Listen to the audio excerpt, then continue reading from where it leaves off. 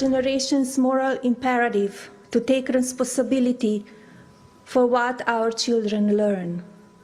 We must turn our focus right now to the message and content they are exposed to on a daily basis through social media, the bullying, the experience online and in person.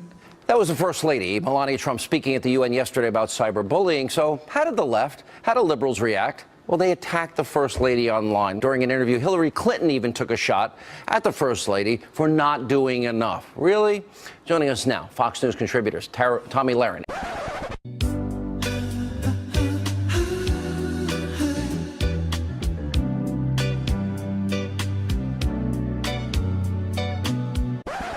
And Jessica Tarlow.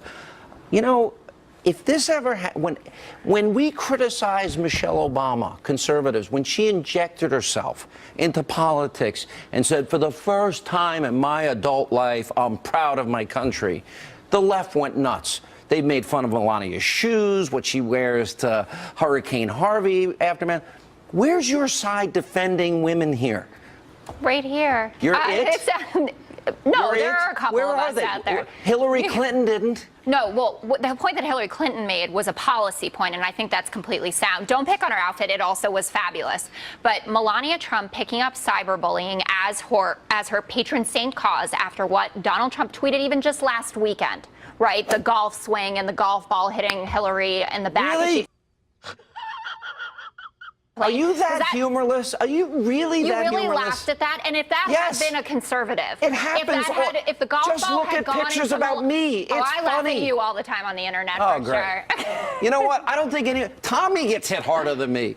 You know, Tommy, you just don't do what the left does. We can't. Conservatives wouldn't do it, and if they did do it, they'd be ridiculed and raked over the coals. Well, here's my question for Jessica. I mean, isn't this supposed to be a platform the left loves? We're talking about bullying. We're talking about cyberbullying. We're talking about being an advocate for that. Melania Trump is coming out in something that's not partisan at all. This is just a human thing. But yet they attack her for what she's wearing. And again, where are the feminists? They never come out. They never come out when Sarah Huckabee Sanders is called the Butch Queen. The feminists are everywhere. They're just not supporting Kellyanne Conway, who advocates for policies that hurt women. They're not thrilled that Hope hit. Stop. Why? She does not. We're not talking about Kellyanne Conway. We're talking about Melania Trump. You think that if you advocate for an agenda... We're talking about cyberbullying. We're talking about Melania Trump advocating for an end to cyberbullying.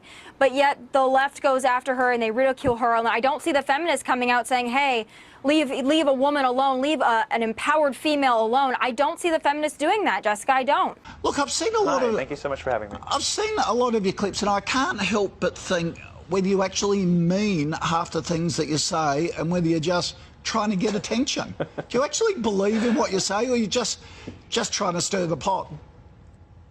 Well, a lot of people have that reaction. A lot of people have that question. I don't know why it should be weird that I don't know why it should be weird that a gay guy would be skeptical or fearful of Islam. I don't see anything strange about a gay person liking the Bible and liking the First Amendment and liking low taxes. I don't find anything odd about me, really.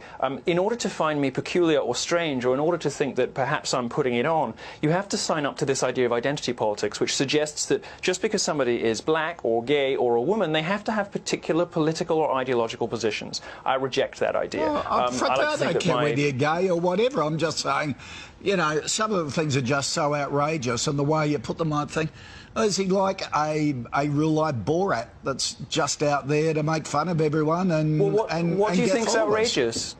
What do you think that I've said is outrageous? Well, give me something and perhaps I can explain it for you. You've called rape culture a fantasy. You've likened feminism to cancer. You've said that women on the pill don't look right, they don't talk right, but you suggest that we don't... Well, all those things are true. Okay, you said that all those things are true. Do you really believe it, Rape culture on American college campuses, you know, to say that there is a rape culture implies that there is a system or an environment which encourages rape. That doesn't exist on American college campuses. And to believe in the statistics that feminists peddle, that's 1 in 4, 1 in 5 women is going to be sexually assaulted, in her time on campus, you'd have to believe that American college campuses have rape rates that approach those of the Congo, where rape is used as a weapon of war. We don't reward rapists in our society. We put them in prison.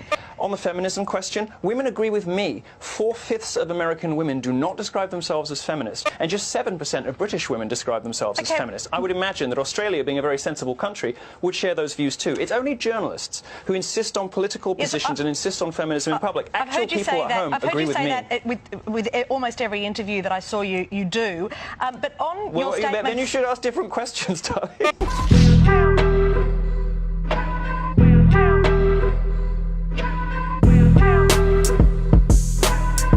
Welcome to Callum's Corner. Right, I went to this bloody course today, communicating in a bloody, the service users in a bloody modern world. I've walked out halfway through. I'm not chowing down on that crap sandwich any longer. I do not care if I lose my job over this. It is ridiculous. Absolutely ridiculous. Telling me how I can sit.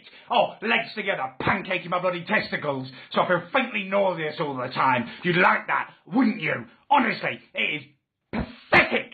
Absolutely pathetic. I'm a man. There's nothing wrong with that. I've got a bloody meat and 2 beds. I've got a package between my legs. It's fine. There's nothing to be ashamed of. That's a woman. She's got a bloody lady garden and dirty pillows. There's nothing wrong with that. Granted, it can be difficult to tell now with the bloody little emo smurfs and stuff, but they'll tell you. Just ask them what they identify with. Otherwise, everyone's going to be a bloody it just to please an obnoxious few people who are too ugly to get a boyfriend or a girlfriend. That's where it all comes from, I tell you. She had a face like a monkey's arse. Her mouth was the anus, farting out his dirty, obnoxious views into the world that the rest of us just have to chow down on. Well, I'm not going to be that man anymore. I'm not going to eat that shit sandwich any longer. Madness. You've got no idea what it's like out in the real world. I'm working with 80-year-old and 90-year-old men and women, called gender-neutral language. They want to be called pet and love and stuff. It makes their bloody day. You've got no idea what goes on in the real world. Sitting there with your bourgeoisie, pen-pushing, cushy roll.